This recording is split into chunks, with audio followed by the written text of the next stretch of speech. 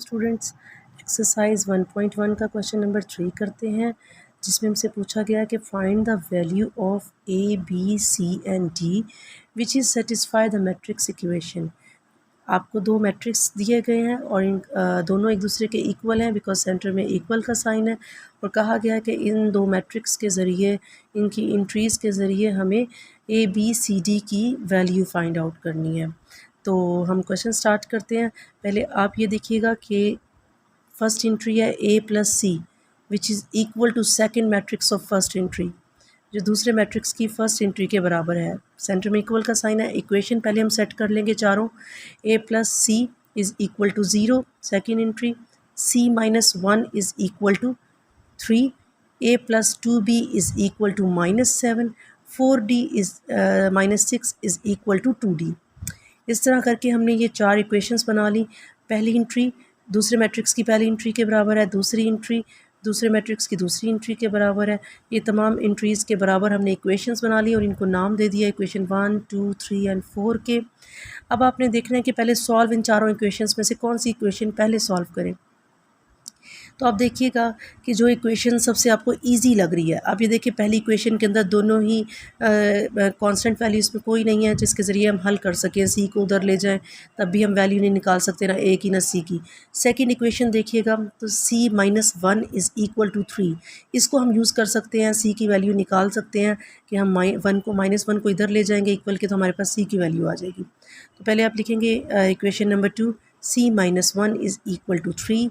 तो सी अपनी जगह वहीं पर मौजूद है, इक्वल का साइन, 3 भी मौजूद है, 1 जो है वो इक्वल के -1 था यहाँ पर, तो इक्वल के दूसरी साइड पर जाके +1 हो जाएगा। कोई भी चीज़ इक्वल के साइड पे चेंज करती है साइड, तो फिर उसके साइन चेंज हो जाते हैं। प्लस है तो माइनस, माइनस है तो प्लस हो जाता है। ये माइनस है यहाँ पर, तो इक्वल की साइड पर आके ये प्लस में हो जाएगा। तो 3 और 1 को क्या हो जाएंगे 4, तो सी की वैल्यू क्या हो जाएगी 4। हमारे पास सी हमारे पास आ जाएगा 4 के बराबर। अब इसी सी की वैल्यू लिखेंगे, put the value of C in equation 1। जो हमारे पास ये इक्वेशन 1 दी हुई है, A plus C is equal to 0, इसमें हमारे पास एक सी की वैल्यू निकल आई है। अब इसी सी की वैल्यू को हम इक्वेशन नंबर 1 में पुट करेंगे ताकि हमारे पास ए की वैल्यू आ जाएगी। तो हमने इक्वेशन नंबर 1 लिखी, A plus C is equal to 0 किया। तो अब क्योंकि हमने ऊपर लिखा है कि put the value of C in equation 1, तो ए वैसे आ जाएगा और सी की जगह उसकी वैल्यू पुट कर देंगे +4 इक्वल टू 0। अगेन ए अपनी जगह पर मौजूद है, इक्वल का साइन भी, जो यहाँ पर +4 है वो इक्वल के दूसरी साइड पर जाकर -4 हो जाएगा, तो ए की भी हमारे पास वैल्यू निकल आएगी। अब तीसरी, अब देखिएगा कि इसके ज़रिए हमने क्या करना है, पुट द वैल्यू। अब हमारे पास ए की वैल्यू आ गई है, इसको आप देखिए इन चारों इक्वेशंस में पहली दो हमारे पास इक्वेशंस हल हो गई, तीसरी इक्वेशन में भी ए मौजूद है, तो इसका मतलब है हम बी भी है, तो बी की वैल्यू तो नहीं निकली, तो हमारे पास ए की वैल्यू निकल आई है। इसके ज़रिए हम बी की वैल्यू फाइंड आउट कर लेंगे। तो हम लिखेंगे put the value of A in equation 3। Equation 3 लिखेंगे, ए प्लस 2b माइनस 7 लिखेंगे। तो अब ए की जगह उसकी वैल्यू पुट करेंगे, जो हमारे पास -4 निकली थी, -4 लिख देंगे, प्लस 2b वैसे आ जाएगा और -7 भी वैसे ही लिख देंगे। अब ये देखिएगा कि यहाँ पर ये प्लस में माइनस में है, तो इक्वल के दूसरी साइड पर जाकर, ऑपोजिट साइड पर जाकर ये +4 हो जाएगा। तो अब 2 भी अपनी जगह पर मौजूद है, इक्वल है, -7 है, और हमारे पास जो हम 4 को उठा के वहाँ से लाए थे, यहाँ पर इक्वल के साइड पे ट्रांसफ़र किया था, विच इज़ वो -4 था। अब हमारे पास ये +4 हो जाएगा, तो plus minus minus plus minus होता है, तो 7 में से 4 माइनस करेंगे तो हमारे पास 3 बच जाएगा। क्योंकि बड़ी रकम के साथ माइनस लगा हुआ है तो इसलिए हमारे पास माइनस का साइन आएगा। अब देखिएगा कि अब बी के साथ 2 लगा हुआ है।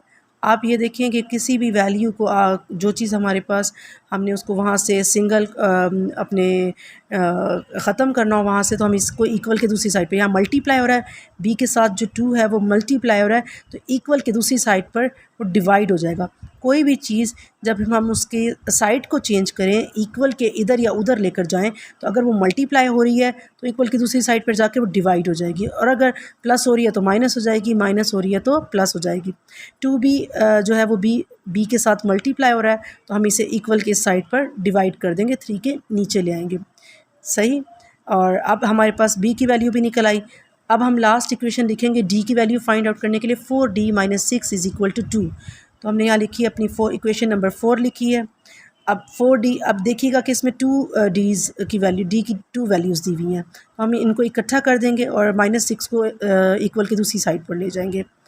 तो 4D माइनस 2D, क्योंकि ये यहाँ प्लस में था इक्वल की इस साइड पर, तो इक्वल की दूसरी साइड पर आके ये माइनस में हो जाएगा डी। यहाँ पर आ जाएगा 4D minus 2D is equal to 6। 6 भी प्लस में हो जाएगा क्योंकि इक्वल की दूसरी साइड पे ये माइनस में था।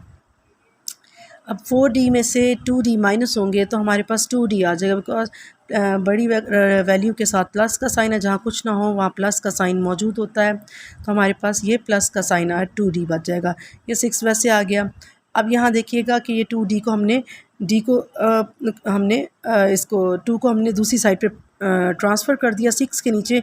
तो फिर अब देखें कि अगर यहाँ पर इसलिए नहीं काटा था क्योंकि 2B और 3B अपने ही टेबल पे डिवाइड होते हैं, और दूसरा ये कि इनकी कटिंग इसलिए भी नहीं हो रही थी कि एक इवन और ऑड नंबर हो गए थे। यहाँ पर इसलिए कि सेम टेबल पे कट हो रहे हैं, तो हम इसलिए 2 1 2 एंड 2 3 6 कर देंगे, तो डी की वैल्यू हमारे पास 3 निकल आएगी। तो यहाँ पर आप एक और स्टेप भी कर सकते हैं कि अगर यहाँ पर हम डी के साथ आपको इजी लग रहा हो कि अगर हम जो चीज़ डी है यहाँ पर या एक्स है, किसी भी चीज़ को हमने दूसरी साइड पे ट्रांसफ़र करना हो, तो हम उसी जो उसके साथ वैल्यू लिखी हुई होती है, हम उस वैल्यू को बोथ साइड पे डिवाइड करा देते हैं, तो यहाँ से कट जाता है और यहाँ खाली बच जाता है डी, और इस दूसरी साइड पर ट्रांसफ़र हो जाता है। दोनों साइड पर इक्वल के दोनों साइड्स पर उसको डिवाइड करा देते हैं। यहाँ भी डिवाइड, जो चीज़ यहाँ पर वैल्यू लिखी हुई होगी वो बोथ साइड पे हम डिवाइड कर देंगे। स्टूडेंट्स, ये क्वेश्चन जो है वो बोर्ड के हवाले से बहुत अहम है और इसको आपने इग्नोर नहीं करना है, बहुत ज़्यादा इंपॉर्टेंट क्वेश्चन है। ये क्वेश्चन लॉन्ग में भी क्वेश्चन में भी आ जाता है, तो काइंडली से आप प्रैक्टिस करें और इसको और चैनल को लाइक करें, सब्सक्राइब करें। शुक्रिया।